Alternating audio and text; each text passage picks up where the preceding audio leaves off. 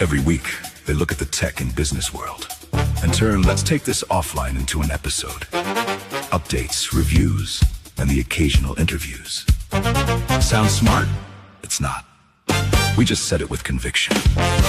A lot of smart people already do this. But these guys have a lot of opinions and barely any filters, which maybe should concern you or not. They seem nice. Anyway, this series comes from people who probably shouldn't be doing more streams, or at the very least, should have left some of their thoughts in a Slack thread. Unread by everyone. And now, this is Rob and Sudge asking for trouble! Oh, never gets old. I also don't know how old that photo was of me that we based that off of because I have no gray hair. Yeah. It's we need to update it, but hopefully at Team Europe we can update it. Between that intro and the King Dot Tech, I can never stop bobbing my head. Did you see the one that I did for the masterclass? So I'm doing a AI and an assets masterclass for which I also created an entry. I always end up joining a couple minutes late, so I'll have to go back and watch that intro. Yeah. Do that. I think it's one of the more musically inclined, but this one is my favorite. The AI one was like a bit jazzy. Yeah. I was like, oh, it's a bit more smooth jazz, whereas this one's a bit more the talk show. Yeah, and it's like exactly. It's like more smooth jazz meets. Like, you know, if you're in a choir, that kind of vibe to it. You're literally preaching, so that's why I thought like maybe choir generally. Oh, okay, that's good. All right, who is this person with us, Sajid? This person was sitting with us outside the team hall when the event ended in Anaheim. Let's come back to that. But Justin, introduce yourself. Like, what should folks know about you? Or, like, what do you do? So I'm a services operations manager for an automotive supplier in the Metro Detroit area. I took over the team roughly 2 years ago, something like that now. And really delved into becoming an admin for the org when I took over. So kind of took on the role of org admin, Jira admin, Confluence admin, you name it, admin for the Atlassian stuff. And I've been doing IT, service desk, desktop support, help desk, that type of thing for about 20 years. Started at the Detroit Zoo as a help desk tech, something I'll never forget. And on my way to now being a manager and managing a team. Really excited about it. I love that story of I came through the zoo as an IT tech. Yeah, I can only imagine that. Must have been fascinating. Yeah, when you have a polar bear walking around on the other side of the wall, the window where you're fixing a computer, that leaves an impression. So nice. And now I've started working on getting certified. I've become a community champion for the Detroit area. I'm co-leading, working with Nick Turner and getting some stuff going for the Detroit folks. So if there's anybody on the call or on the live stream, look forward to that. And so just really growing within Atlassian. At what point can we call ourselves a cult, Rob? Because we seem to be doing that way. You mean this channel specifically, or I mean, like the general what has become on the Atlassian ecosystem in the community? You know, you meet somebody nice, you have fun with them, and then 3 months later they're in the cult. That is kind of what happened. I mean, I initially met Justin. You were in one of my other live sessions and joined the Discord server. Then you started heckling me at Team. So I got to meet Justin. Sajid and I met him at Team.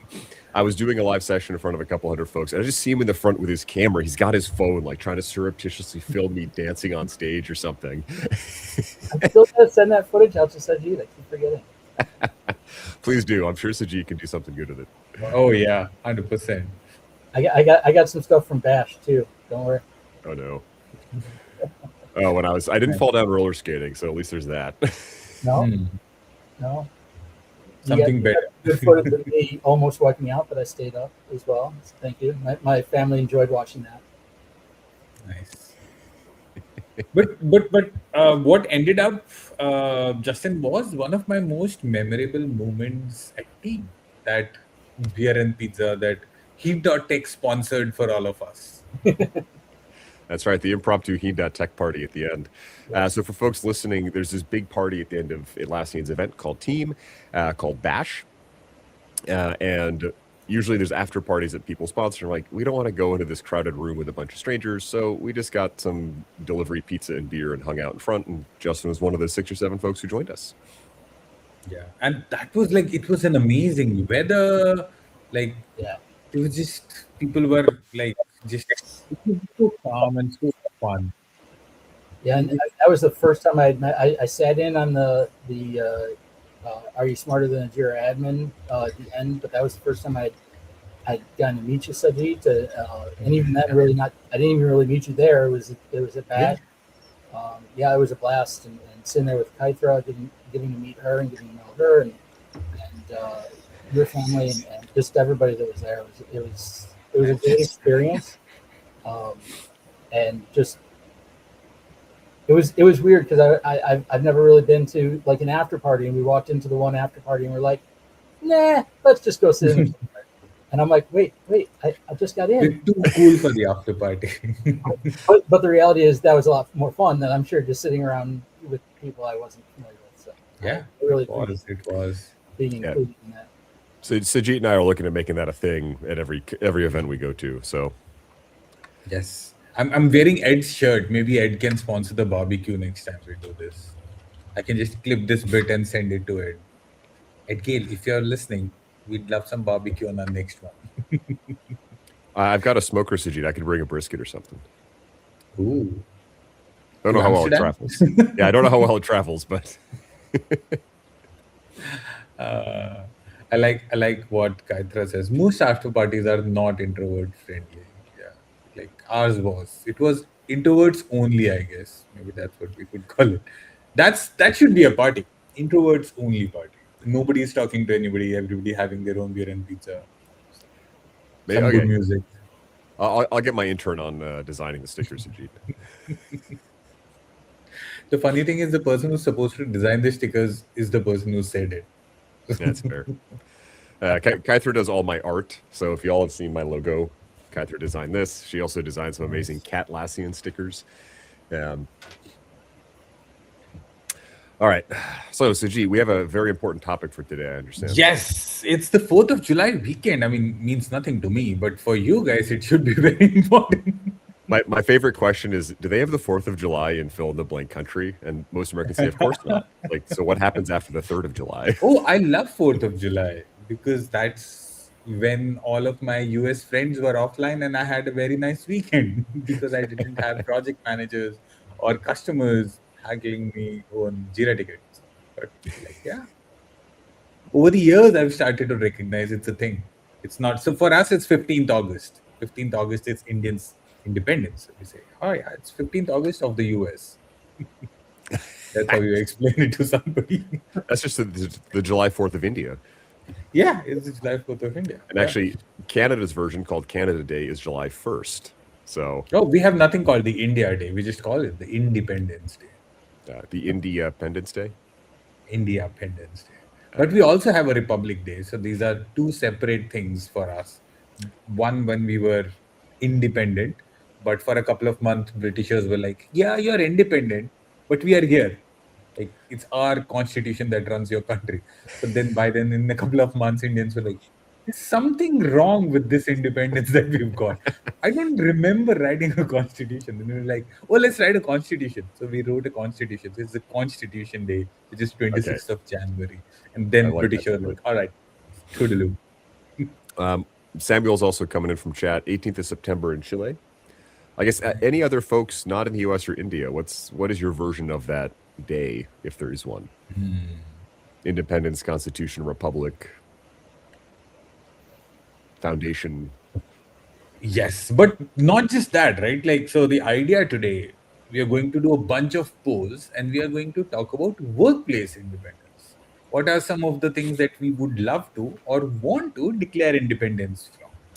Rather than being political, let's talk about these. So I want to declare independence from these meetings. Which of these four meetings would you want to be independent from? Meetings to prepare for meetings, status meetings, meetings with no agenda, or weekly syncs. You can just 1, 2, 3, 4 type that in the chat. What do you think, Justin? Uh, Meetings to prepare for meetings are rough. That's where you bust out But the. then how do you prepare for the most important meetings? I guess there's caveats, but when you feel like you could bust out this meeting could have been an email, then Yeah, you've reached that point where maybe it's not necessary. of course. I was going to say, Sujit, I declared independence from full-time employment about a year ago. Does that count? A little bit, a little bit. I mean, meetings with no agendas coming up pretty close to meetings to prepare. Yeah. But I liked I mean, weekly. I like weekly syncs though, because that's like protected time. Everyone knows you're not really going to work. You get this half hour to just hang out with your team or get a coffee. So like, sure. it's kind of like a Trojan horse. Yeah, I mean, for me and my team, we do it twice a week. You know, we bookend the beginning of the So week. bi-weekly and the syncs. end of the week. I should have edited the option there. But like, so for you, meetings to prepare for meetings. Rob, what about you? Oh, I want meetings with no agenda. I have started actively. Hate that. I basically auto decline a meeting with no agenda, and I say, "What are we talking about?" The other day, I will not say the name of the person, but there was this one person who Rob and I were trying to get to the podcast, have you podcast, have you talk show, whatever this is. We're trying to get somebody for this, and I sent them an email, and I got an auto rejection. I was like, what? And that person was like, hey, I never got your email. I'm like, no, I sent your email, but I got an auto rejection from the calendar. Like, oh, it's outside my working hours. That's why. And I want that level of confidence in my life. Not even when I'm not working or like on vacation. If it's out of my working hours, just cancel, decline the meeting. So I don't even see it. That's so crazy. But Maybe, like, maybe a fifth option here is like the meeting that someone books over a block on your calendar.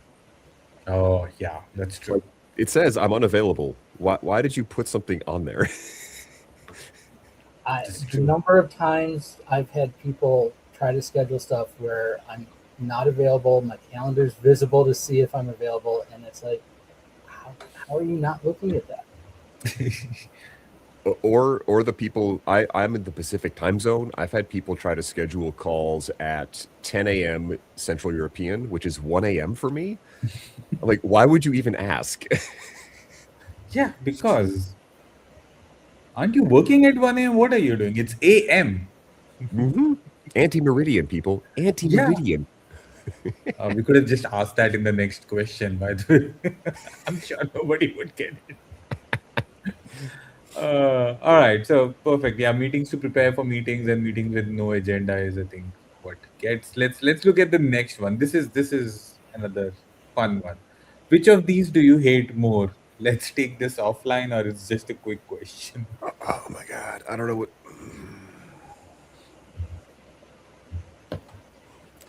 It's What do you think, it, Justin? I have to go with let's take this offline because I am 100% guilty of it's just a quick question. Number of Ooh. times be like, hey, you got a sec? Hey, just quick question. In teams, yeah, I'm 100% guilty of doing that. And then it becomes it's never a quick question, is it? Half the time, at least, no. I was chuckling What though as about I you, saw Rob? this. Like, yeah, that phrase of "let's take it offline." Um, Everywhere I've worked, it's been a distributed team. It's like if we take it offline, I can't talk to you. Oh, So yes, let's take this offline. Click. that's so funny. That's what I should also say. Let's take this offline. Is literally like I take this off. I pull my LAN cable apart right then Yeah, and then. you got to fly to India and we'll chat. Yeah, let's do this offline. Come over. Oh man. Oh yeah, Rob says, and 45 minutes later. That could be quick in comparison. Yes, that's true. Let me Oh, hey, I was just looking at tomorrow's deck for the steering committee. Do you have 5 minutes for just a quick question? A dangerous workplace expression. Let's translate that. What he meant by quick question is, I have a problem, I need your help, and I'd like to create the impression that this will require very little of your time. In reality, this conversation will include background context, screenshots, a screen share, and at least one sentence that begins with, While I've got you. And that's today's corporate subtitle. See you in the next meeting. God damn it. I was gonna say, Rob, what happened to you? I was like, did an ad just invade the? I mean, kind see of. we've got ads. We are self-sponsored. This is the perfect example of what self-sponsored look like, bro. 100%. We're making our own videos and just sponsoring ourselves. But yeah, we're doing this. Rob and I are doing this fun series called Corporate Subtitles. So you'll see more of these on both Rob and my channel soon enough. Like I think we just posted the yesterday's one first. And they're all things that if you've worked in any kind of corporate environment, you're kind of familiar with. Oh, a quick question isn't. But if you're new to the workforce, or if you just want a good laugh, it'll be a fun look at those phrases. Yeah. Samuel is saying, quick question, you should go make a ticket. Yes. All right. What about this one? What about workplace rituals? Icebreakers, mandatory fun, recorded retrospectives, or team building activities? Which one of these do you not really care for? Yes. Do you like mandatory fun? Do you like? I hate icebreakers. I never. You like- hate icebreakers? I always feel so awkward doing them. It's like let's just kind of get into it. Chances are we all know each other already, and So, Rob, when we do the after party at Anaheim, or next year at Anaheim, or next year at SF or at Amsterdam, let's have Justin do the icebreaker. 100%. if I As was the founding member of the after party, he should be doing the I icebreaker. agree because I'm safe. I will not be there, so Oh, Ooh. but SF next year. I can't. We'll dial you in. Yes. For reasons we won't go into, I can't make it to team in America next year. I'm hoping maybe Europe, depending on where it ends up being, once they announce it. But I can't make it next year. I'm bummed. Yeah, I agree. Bob, I agree. Mandatory fund definitely seems like something from The Office with Michael Scott would say. Also, I like Kyther's comment here. Icebreakers can be fun. Sometimes I'm a Viking on the weekends, derails a meeting very quickly. Imagine, you're a Viking on a weekend, and then, oh, by the way, there are layoffs. Yeah. Icebreaker for a layoff announcement. Oh, no. So That's the next short, Sajid. the best would be if there was also a news article from the week prior about somebody pillaged somebody, and you're like, wait, you what? No. Yeah. So the third one, I'm a little surprised nobody pointed to it. So that's something that I've personally hated all my life. I've hated people who recorded retrospectives. As a scrum master, as an agile coach, anytime I would see somebody recording a retrospective, I would just go super saiyan. I was like, no. This is supposed to be not public. It's not supposed to leave this room. Who said this? It's supposed to be a feedback, which is supposed to be private, which is supposed to be then acted upon, not venged by somebody who didn't like that feedback. So I feel like retrospectives being recorded is just a oxymoron. What'd you call me? Sponge Rob. Sponge. Oh, God. Did I send you the theme song, by the way? Oh yeah. Oh I forgot. I was supposed to make a video of it. I will. That's my weekend project now. Sorry, folks. Last episode last week, Sajid put up this picture of SpongeBob looking like a doofus, and someone has named it Sponge Rob. And then Rodney in my Discord channel made a theme song, which I then recorded So we'll have a treat Oh for you all man. maybe next week. Yeah, next week. Yeah, let's do that. We'll release the song, SpongeBob theme song next week. Oh no. See, I haven't really been involved on a team that's worked with an agile, so I've actually have not experienced number three myself. Okay. Uh, I feel bad nobody voted for it. I'm gonna just vote for it so that there's one tiny sliver of points from that. I just like the team building activities because like I've I feel like I rarely see them be done that well. And that might just be more an execution problem than a philosophical. Yes. See, this is why I love Bob. You know, what happens in retro stays in retro. That's what you should have. And recordings are just doesn't work. You stop people from saying what they want to say. I have Yes, actually Confluence templates. I love them. Love them. Confluence retrospective templates. My favorite is Sailboat retrospective. Have you tried those? Stale board? Sailboat. You're getting me a sailboat? I am. maybe you For see us, it will sooner. be the. No, Sorry, I Justin. I don't know if anybody got that reference or not. I couldn't hear you, buddy. Can you say it again? I said maybe he got you a schooner. We got to check the T off of something. Gets the Mallrats reference. Oh yeah. Perfect. All right. Let's look at the next one. Let me stop this one and ask something that is more familiar to our ecosystem. What of these technology misuse do you hate more?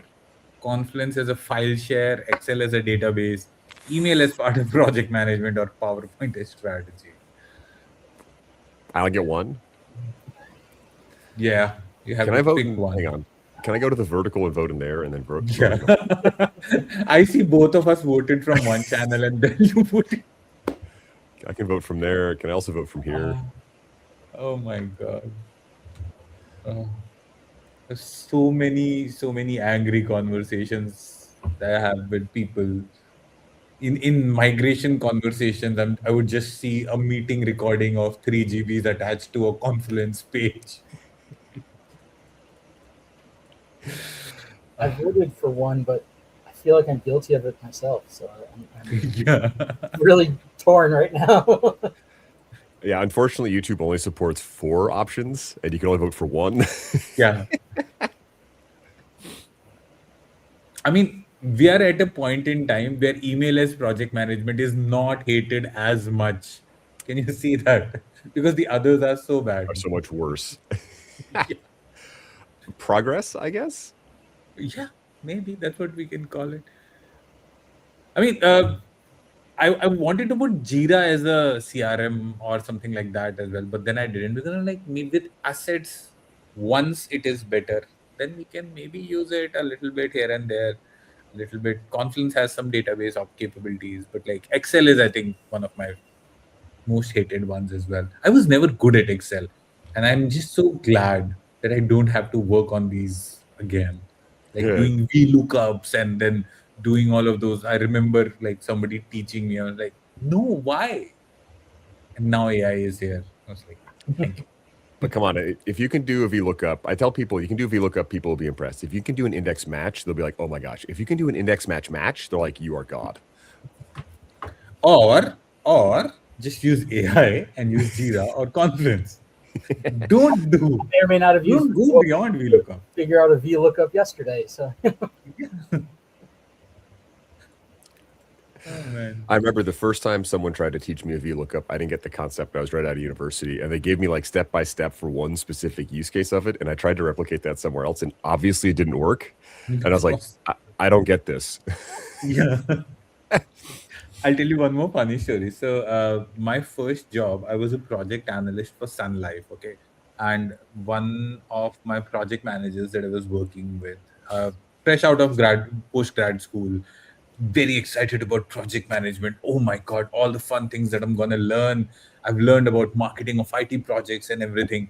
And my first job, literally, is copy pasting statuses from Excel spreadsheet to an IBM Lotus Notes database in a status report. All right. And that sheet has thousands and thousands of people updating their key status.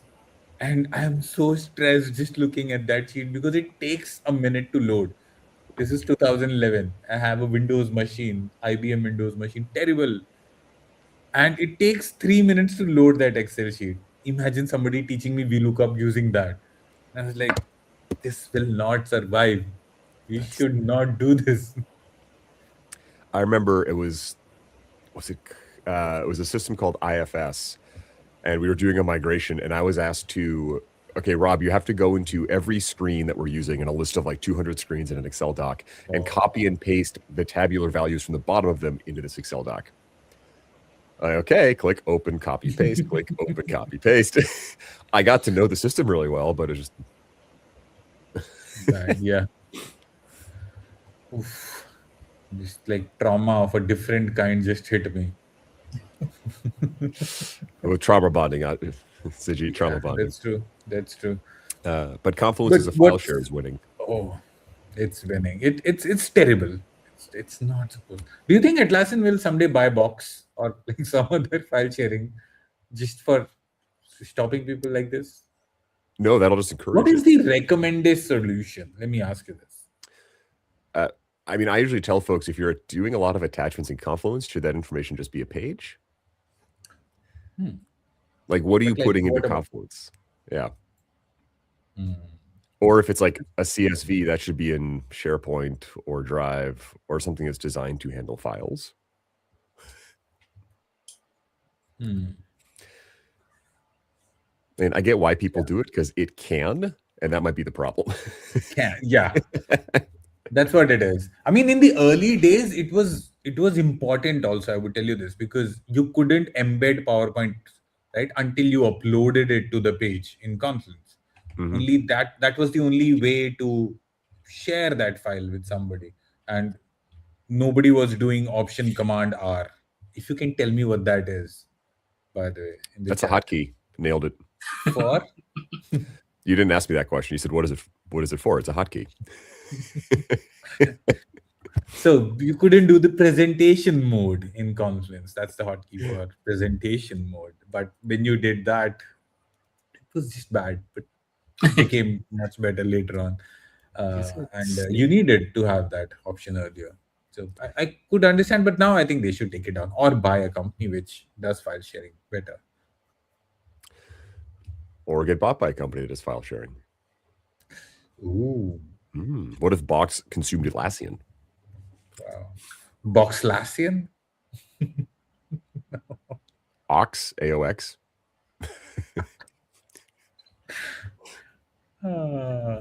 Okay, let's stop and move on to the next poll.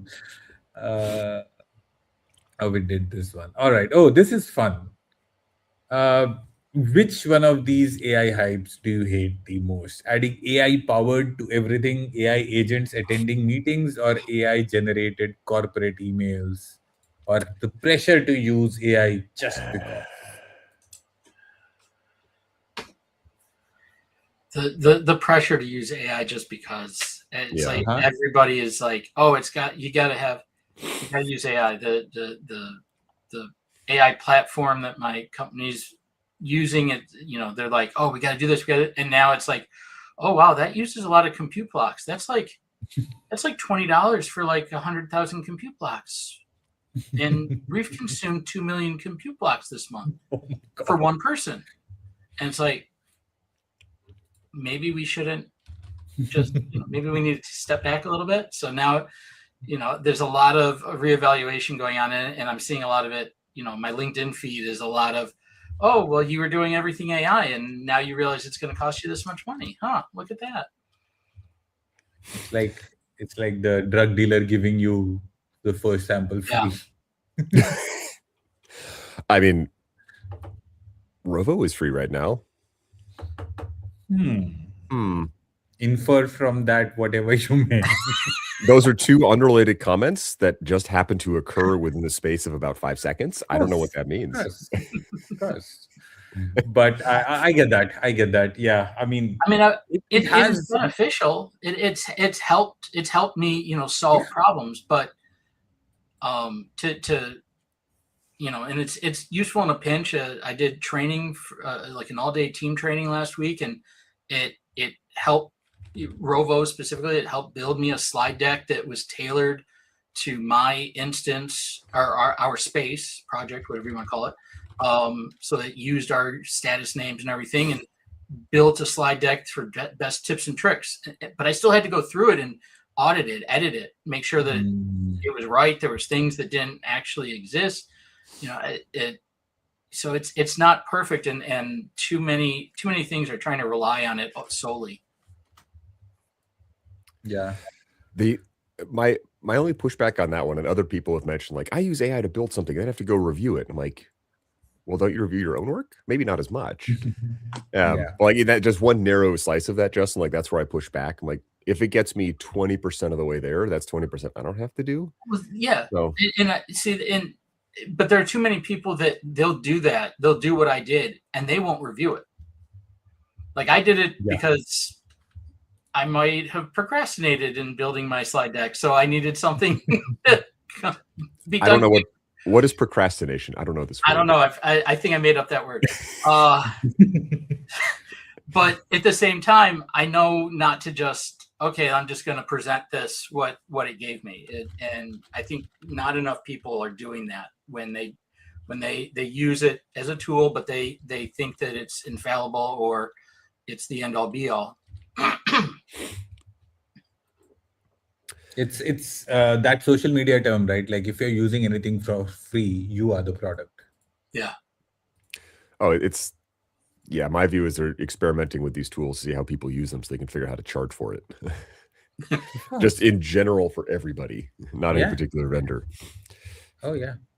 But like I think as we spoke, it's still at 50-50 if you see both the options. Adding AI powered is just as stupid. My vacuum cleaner doesn't need to be AI powered. That actually yes, please give me a reason. Point of order. I have one of those robot vacs that mapped my space and it knows where to go to get all the nooks and crannies. That's much better than the dumb one I have. What is AI powered in it? See, the AI just took Rob out of the stream. Did his vacuum just like do a YouTube AI was like, take that, Rob. Yeah. We've offended AI gods. Or I offended Sajid. No, not me. My hands were on the screen, man. You just got kicked off for dissing your AI vacuum. It's better to be a heathen. That's what I say. Garbage goober, forgive me. The thing is, you were pro AI in the vacuum. It was Sajid that wasn't in Sajid. Stayed there. That's what I'm saying. Rob has already converted, so they don't need him. The AI. I was going to say the AI just couldn't get it right. So. Yeah, that's also true. We'll have to give it that feedback. Oh my god. Oh, that's a fun one. Imagine AI just wanted to kill half of the population, but just did something wrong and killed the other half. Or made them all live forever or something. It's like an AI Thanos snapped, but wish the other half was dead. Maybe there's our satire look at sci-fi, Sajid, where like AI does become singularity occurs, but the AI like flips a 1 and a 0 or something, and accidentally like makes all humans immortal. Yeah. I remember seeing that Slack post that you made a while back. Dr. Loom. Dr. Loom taking over the world. Oh, I forget that one. Is that me? Yeah. But come on, are you making so many Atlassian ecosystem themed super villains that you're forgetting that you made? I'm a professional content creator, Sajid. I make a lot of content. Oh, I like what Kaithra just put in there. Oh, 100%. Yeah. No, I got this particular one because they say this map stays local on the device. Does it really? I don't know, but it keeps the house clean, so I don't have to vacuum. But like, okay, vacuum is still a house appliance where you can think of. Like, but they're adding AI powered in front of everything now. some things are just stupid. Don't need AI powered everything. What is AI powered? Like when you're building the software, is it, are you using AI? Then are you calling it AI powered? Let's see if I can do a quick jingle. I would like to introduce you to my new AI-powered coffee mug. This mug keeps an ideal temperature at approximately 47 degrees Celsius to ensure every It sip doesn't. is ideal. It doesn't. It can't. That's what the AI does, though. It also learns your drinking habits, so it knows when to tell the coffee pot to make more coffee for you, Nice. or when to order more DoorDash. See? Nailed it. Yeah. Yes. If your coffee mug can order DoorDash, then it's good. The moment it's reducing coffee, just order more. Right? Like Alexa just randomly adding stuff to cart, even though nobody asked it to. Well, Amazon did, but Yeah. All right. But like I like that got like equal voting, 50-50% for both of these. Just right as down the bad. center. Nice. All right. With that, I stopped the poll, and I think yeah, that was the last poll that I had. So we did not just waste time of Justin. Okay, we did some fun things also, Justin. See, we prep on this talk show Yeah, we're professionals, or live stream. We're professional content creators, not influencers. Very clear. not influencers. We don't influence anything, anyone as well. What else? Okay, something that we have not covered. So if we've talked about, um, what about tools? What about tools that are overhyped? Tools that you've used, tools that are in your inbox. You can't say Excel anymore. We've already dissed about it too much. What else? Outlook, Teams. Any note-taking Okay, app. any note-taking app. Interesting. Except Loom, you mean? Or I don't, right? As a doctor, no, I remember when like Evernote came out, and that was one of the first. Yeah, it's the right thing you put on your phone, and you can track all your stuff. Yeah. And like, it might be I'm not using it enough, but like I have, wreckage of different note-taking apps stretching back 20 years at this point, of like half built out, half thought. And again, it might be a weakness in my Yeah. workflow of using it, but they always claim to like, yeah, we'll organize your life and all that. And it's like, did you? Yeah, I use the whatever the free Google one is, Keep. Keep, Yeah. and that works for me. I don't need to pay for anything. My family, we keep our weekly meals list on there, and that's good enough for us. Nice. For a long time, not for a long time, actually, I still use it. I use OneNote by Microsoft. Mhm. The reason I do it is first, like I have it on my phone and I have it on my machine as well, and on my personal MacBook. But like the best thing that I use it for, so like for a long time, I would wake up from a dream, have a really nice idea, and in the morning completely forget. So I would get up now. Then I started a habit. I was speaking to somebody and they suggested it to record. So then what I do is I in mid sleep I would have like, oh my god, that's such an amazing idea. I would just take my phone on and record a voice note in my OneNote. It has so many over the years. I've listened to some of them. Some of them is just gibberish, me talking at 3 a.m. But some of them were good ideas. I was gonna say, like, how often do you go like, oh yeah, I'm gonna use that versus like, what? I had a dream last night where for some reason I was in either Beijing or Shanghai. I don't know. And I didn't have a return flight, and I had to leave in an hour. And so I was going on the websites looking for flights out of Shanghai or Beijing, I don't know which, to get home, and I couldn't. Like, I don't know why I remember that, but it's not helpful for anything. Maybe that's universe telling you to go to Asia or come to Delhi. True. But then I have to eat really hot food and be embarrassed. That's true. I like what Les says. That OneNote. When you want your note-taking app to also suck the RAM life out of it. I love it, Liz. That's true. It's pretty big. And the more you use it, bigger it becomes, and it takes time to load. And one of my worst hated memories and moments of OneNote is its duplicate feature. So let's say I wrote something on my phone, it didn't sync. Now there are 3 pages of the exact same copy. Now I'm figuring out which one is the most accurate one. Just make sure you really remember that idea, Sujit. It's a feature, not a bug. That's true. It's so important. It is. It is. I like what Kaitra says as well. I do have a private note to self channel. Like that's like WhatsApp messages to self, right? I don't think there are many WhatsApp users outside of APAC though. I did get Rob to create a WhatsApp account, guilt him into creating a WhatsApp account. Yeah, so far the people in my YouTube have guilted me to doing Discord and a WhatsApp. So it worked. There's a community now. Maybe Telegram. And Telegram is still open. Anybody wants to do Telegram? I use Telegram for another group I work with. It's not US Postal Services, right? Then there's also Signal. We should start that one. Oh, yes. Nice. Channel in Discord. Oh, okay. Oh, it's a follow-up from this. A private note to self. Okay. Got it. All right. What else? So we've talked about what about apps? Okay, we got 2 more minutes. What app on your phone should go but you don't delete it? All the bloatware. Yeah.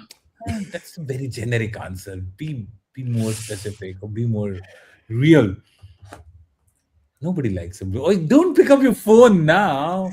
Yeah, I the apps that I have, I chose to put them there, but there's definitely a couple hundred I probably don't open anymore, and I hoard them. So it's hard to say that I want them to go, because the minute I get rid of it, I'll be like, oh, why did I do that? I was just going to open that. I just got a new phone, and it was a great opportunity to be like, I don't actually use this one. I'll just leave it on the old phone, and in 3 weeks, nope, don't need it.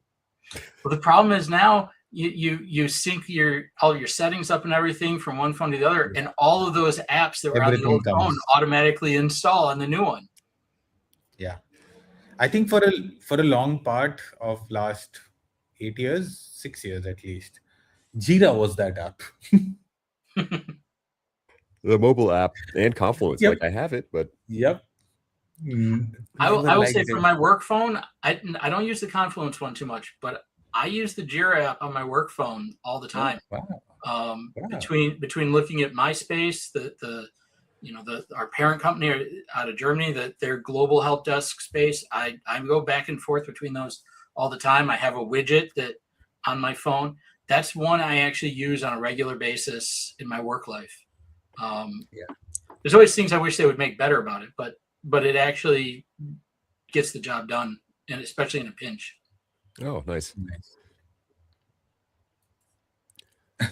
It says, Kaitra says, I know my iPad will automatically offload unused apps even if it's running out of space. Like, it's the other way around for me. So my iPad will automatically someday have Rainbow Painter for Kids app on my iPad. Like, never installed it. How did this get there? Yep. Just crazy.